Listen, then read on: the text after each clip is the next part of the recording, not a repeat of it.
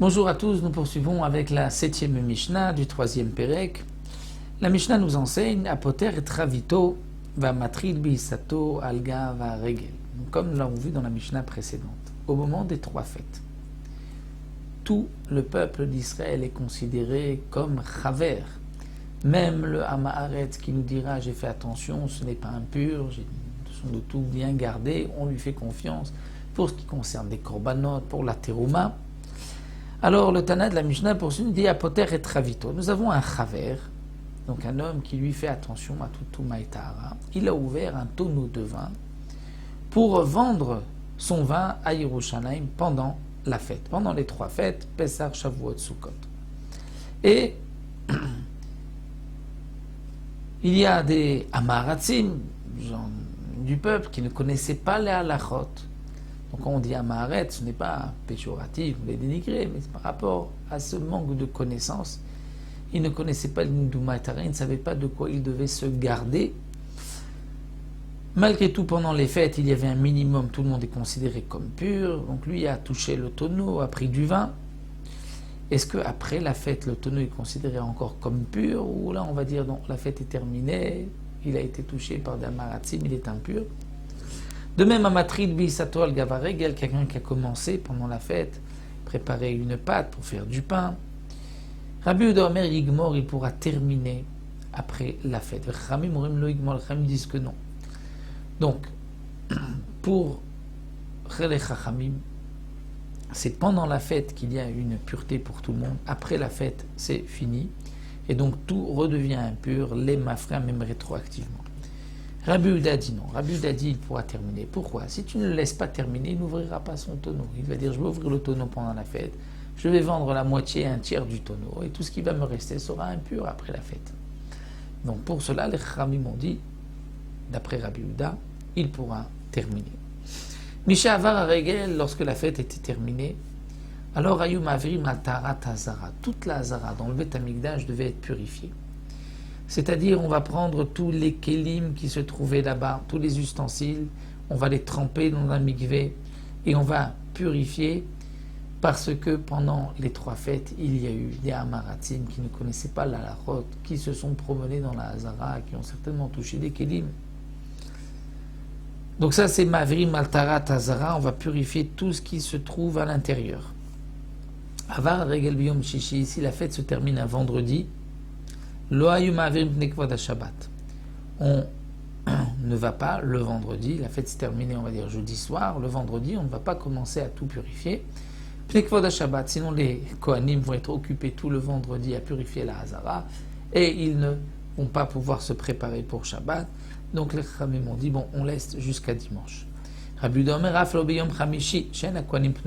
dit, même si la fête s'est terminée donc mercredi soir et qu'il y a le jeudi pour purifier, on attendait après Shabbat. Pourquoi? Parce que les Kohanim n'ont pas le temps. Ils sont occupés, nous dit aussi le Barthénora, à enlever la cendre qui se trouvait sur le misbéar, sur le tapouar, le fameux tapouar comme une pomme au milieu du misbéar, où on mettait toutes les cendres des sacrifices qu'on avait fait pendant la fête. Et puisque pendant la fête, tout le Ham Israël se trouvait à Yerushalayim, il y avait énormément de korbanot. Donc il y avait beaucoup de travail. Une fois la fête terminée, il fallait enlever toute cette cendre et la sortir en dehors de la Hazara, en dehors de la ville, dans un endroit pur. Et donc c'est pour cela qu'on ne pouvait pas purifier la Hazara pendant la journée du jeudi ou du vendredi, et donc on attendait à dimanche. Donc ça c'était d'après donc Rabbi Yehuda, même le jeudi. Et nous allons voir dans la dernière Mishnah de ce Pérec et de cette Masechet, et donc toute Seder Moed, nous allons voir comment on va procéder pour purifier la Hazara. Donc ça nous le donne Bezrat Hashem dans la dernière Mishnah.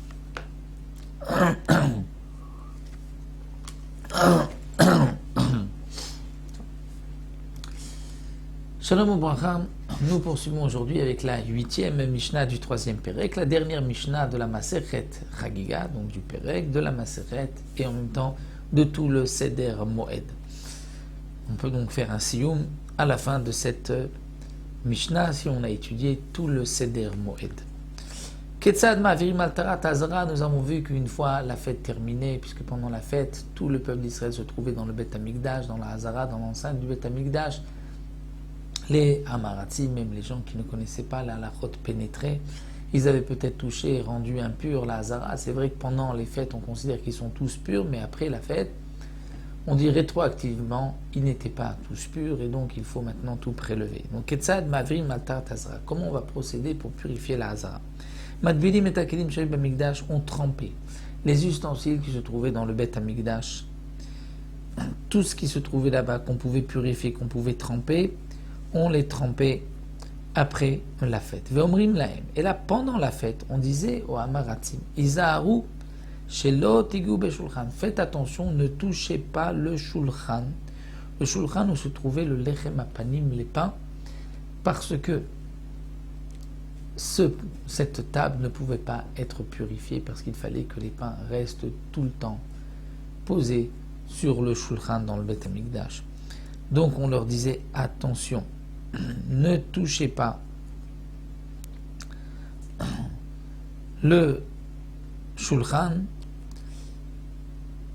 ou tétamou parce que vous allez peut-être le rendre impur. Est-ce que on doit lire ce qui est marqué entre parenthèses la menorah? Là, les avis sont partagés. D'après certains, oui, il faut aussi la menorah leur dire ne la touchez pas parce qu'on ne pourra pas la purifier. Il faut que la menorah soit allumée. Mais d'après d'autres, ils disent non, la menorah, on pouvait la purifier puisque il n'était pas nécessaire que toute la journée les veilleuses brûlent. C'était seulement l'après-midi, ça devait brûler toute la nuit. Mais au matin, on pouvait la purifier. Kol hakelim shayu bamikdash, tous les kelim, les ustensiles qui se trouvaient dans le Beth Amikdash, il faut peut-être préciser encore que le shulchan, est-ce qu'il était accessible à tout le monde? Alors c'est vrai que le shulchan, comme les Mefarshim expliquent, on leur montrait, on le sortait, on le montrait. Au Bnesson, on leur disait, regardez, voici le shulchan où les pains restaient chauds d'un Shabbat à l'autre. Regardez combien vous êtes chéris aux yeux d'Akadosh Baruch Hu.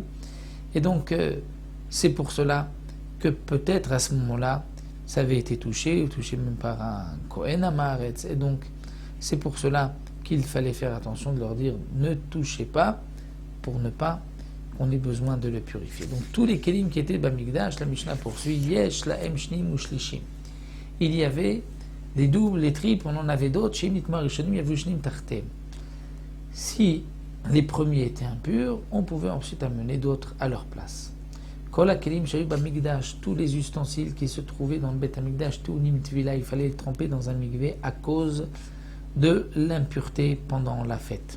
Chutz mi mizbeach hazav, mizbeach hanechoshet, neshem kikarka, à l'exception du mizbeach en or qui se trouvait dans le Echal et du mizbeach en cuivre qui se trouvait dans la Hazara, on ne devait pas les tremper. Pourquoi? Parce qu'ils sont comme de la terre. Et la terre ne peut pas devenir impure. Le misbeach hanechoshet, c'est marqué dans la Torah, misbeach adama, ferait un misbeach de terre. Et le misbeach hazaav, il y a un ekesh, ils sont marqués ensemble. Les misbechot, la Torah dit, le digne de l'un comme l'autre. Donc c'est comme si le misbeach hazaav en or, c'est vrai qu'il se déplaçait, qu'il n'était pas de terre, mais c'est comme s'il était de terre, il ne peut pas devenir impur. D'après Divrei Rabbi Eliezer, ils disent non. Ils peuvent devenir impurs et il faut les tremper. Pourquoi? Parce qu'ils sont recouverts. Ils sont recouverts d'or ou de cuivre.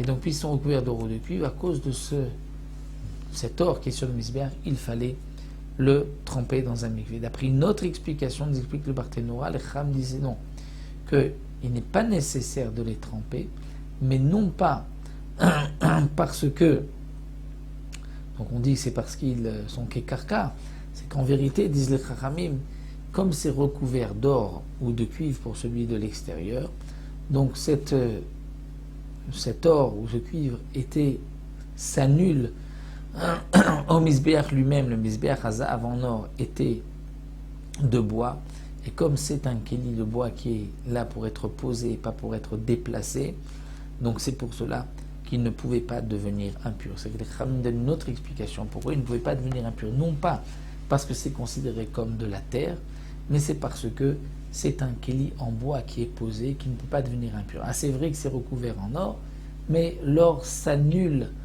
au bois, de même pour le Mizbeach à Nechoshet, qui était recouvert donc, de cuivre, du bois recouvert de cuivre, là aussi le cuivre s'annule, et puisque c'est du bois qui est destiné à être posé, pas être déplacé, à rien mettre à l'intérieur, mais par-dessus, donc il ne pouvait pas devenir impur. Donc d'après cette explication, les Khamim sont d'accord avec Rabbi Eliezer qu'il n'était pas nécessaire de les purifier, mais pas pour la même raison. Alors d'après la première explication, les Khamim disent non, les Mizbechot peuvent devenir impurs. Donc bon, Hachem, ils ont terminé la Masechet Chagiga, Nishma Masechet Chagiga et le Seder.